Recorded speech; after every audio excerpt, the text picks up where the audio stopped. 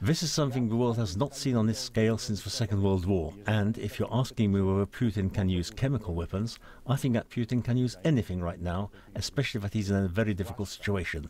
This is what most experts have been saying. Actually, politically, he has already lost this war, and militarily, he's not winning it.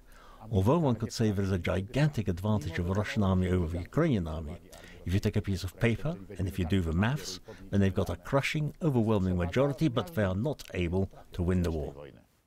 If President Putin did use chemical weapons, is that a red line for NATO? Is that a point at which NATO then has to get involved? Well, of course, everybody hopes that he will not dare do that he will not use weapons of mass destruction, neither chemical weapons, nor biological weapons, nor any form of nuclear weapons. Everybody is hoping that this is not going to happen.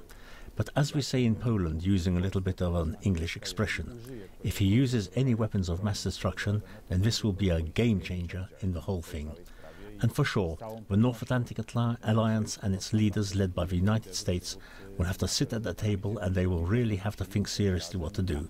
Because then it starts to be dangerous, not only for Europe, not only for our part of Europe or our region, for Central Europe, but for the whole world.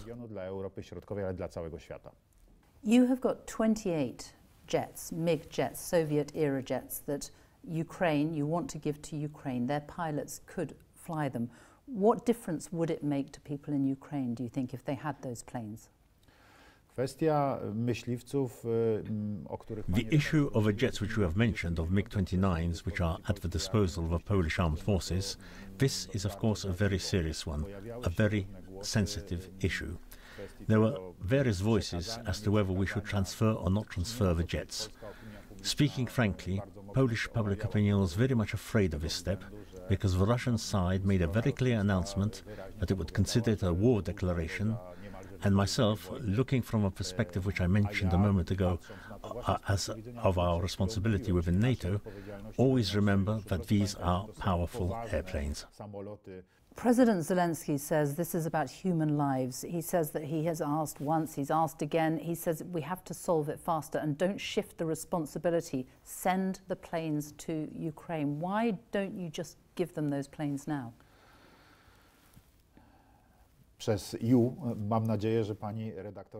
When you say you, I hope you mean the North Atlantic community.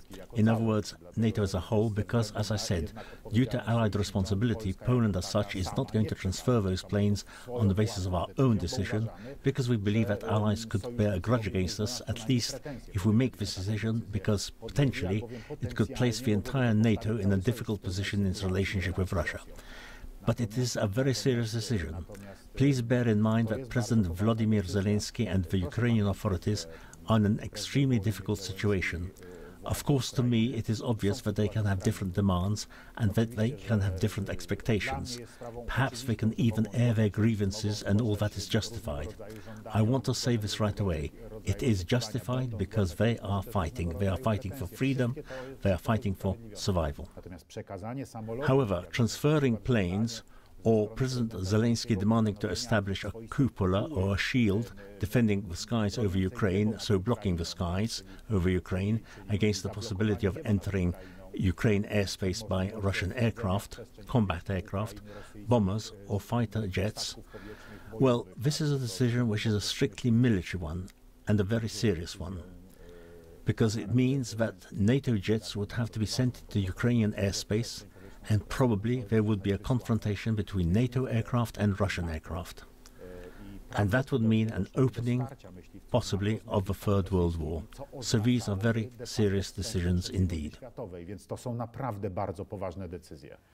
And are you very confident, are you fully confident that if Russia did attack Poland, that NATO would back you, that NATO would defend you? Madam, that's why we are members of the North Atlantic Alliance, and we are trying to be as credible a member as possible. Because there are people in Poland, aren't there, who fear that President Putin won't stop at Ukraine, that President Putin could attack elsewhere, that they could attack Poland, and they are worried about whether NATO will defend them. Do you think there's any truth in their fears? Madam, in 2008, Russia attacked Georgia, and back then the President of the Republic of Poland was Professor Lech Kaczyński, and I was a minister in his chancellery here at the Presidential Palace. I served with him. President Kaczyński decided to take pressure off Central Europe on board of his plane and fly to Tbilisi, which was under threat, and there in Tbilisi he said the prophetic words. He said, "Today is Georgia, tomorrow it might be Ukraine, then the Baltic states, and after that a time may come for my country, for Poland."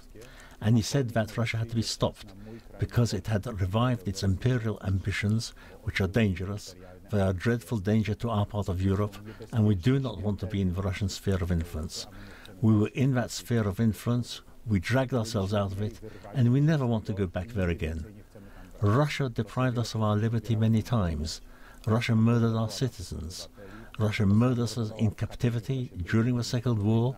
They murdered our officers and tried to eradicate the Polish intelligentsia here because they were a big part of the Polish intelligentsia. We know that Russia presents a deadly danger, irrespective if it is the Russia of the Tsars who partitioned Poland. There were 3 uprisings against the Tsarist Russia. Polish people shed blood. I was born in the Soviet sphere of influence in a state which was not fully sovereign, which was not fully free, and when somebody talks to me about Russian communism and socialism, shivers go down my spine. Never again do we want to have Soviet soldiers here, and never again do we want to have the Soviet sphere of influence here. This is contradictory to all our cultural norms, and this is just destroying us as a nation. This is a destruction of our traditions. These are attempts at distorting our history. Nobody from the West, nobody who was not captured by the Soviets can realize what it means. Nikt z Zachodu, kto nie był nigdy w sowieckiej niewoli, nie zdaje sobie sprawy, co to znaczy. You have spoken to the President of Ukraine. You do speak to the President of Ukraine, President Zelensky. How much do you talk to him at the moment? Nie ukrywam, że czuję na sobie odpowiedzialność, także jako ten, który wtedy z nim... Speaking frankly, I feel responsible as one who talked to him, but Vladimir told me when we said goodbye to each other, "Andrzej, I do not know whether we will ever meet again." We knew, both of us, that an attack would happen at any minute, and as a matter of fact, I call Vladimir every day. He calls me at different tragic moments, such as when the serious bombardment of Kiev started. He called me that night. Vladimir assures me that the morale of the Ukrainian armed forces, with a big number of volunteers, there are many volunteers, their morale is very strong. Those people have a sense that they're defending their homeland, their houses, that they were attacked in a very treacherous and abhorrent way. Że zostali ohydnie i zdradziecko zaatakowani. One thing you are doing for his citizens is accepting them here, and you are getting refugees in vast numbers, 1.5 million in Poland alone already. You're a nation of just 38 million people. That is a huge increase in your population, and presumably there will be many more in the days and weeks to come. Why did you choose to just open your borders? Jestem naprawdę głęboko wdzięczny moim rodakom. I am really deeply grateful to my compatriots because what they have shown so far, I'm speaking about ordinary people, they come to the borders with transport saying, "I'll take 4 people, I will take a whole family to my home." Just imagine that 1.5 million refugees have crossed the Polish border, and we have not built even a single refugee camp because all of them have been accepted in private houses, in hotels, in guest houses, in motels, in resorts. W pensjonatach, w motelach, w sanatoriach, w domach wypoczynkowych. How many more do you think it could be? How many more refugees do you think could come here? Nie wiem, trudno jest to powiedzieć. Eksperci przewidują, że... I do not know, it's hard to assess. According to experts, in an extreme situation it could be up to 5 million people. Of course, we are not the only country who is receiving them, because Romania, which shares a border with Ukraine, is also getting refugees. Hungary has a border with Ukraine. More than half of all refugees who have left Ukraine are in Poland. So if there are 5 million, then just imagine that we will get 2.5 million. It is hard for me to imagine. So we need support here on the ground. We need kind help, financial assistance. and we need to know how to manage the refugee crisis because there are certain procedures in place. For the UN, for instance, this is not the first crisis. It is the biggest crisis since the Second World War, definitely. So that's number one. Number two, I would request that the borders are opened and refugees are accepted. From the people we have spoken to about who are helping the refugees, and they are here in huge numbers at the moment, are you as a government doing enough to help your people, support them? Because a lot of people they say they're paying for the food, they're paying for the medicine themselves. They need the government support. W tej chwili cały czas rząd pracuje nad wypracowaniem mechanizmów tej pomocy. At this moment, we are working out the mechanisms to resolve this issue, to help those who have shown generosity and given over their hotels and rest homes to refugees and are supporting these people with their own money. There is no doubt that we as a state must compensate these people and then take on the burden of upkeep of the refugees ourselves. I wziąć ten ciężar na siebie. President Duda, thank you very much for talking to us. Dziękuję bardzo. Thank you very much.